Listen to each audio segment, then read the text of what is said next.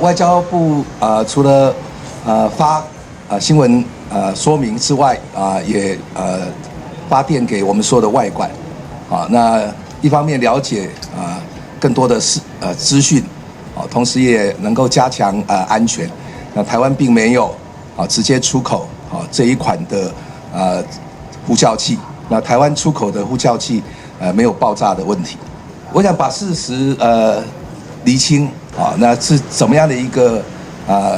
过程我想司法单位也在调查当中，那国际媒体也逐步的了解那我们就是呼吁外馆提高这个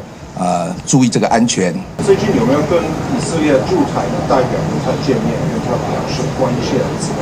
的？没有，我们就直接由我们的这个亚西司跟他们在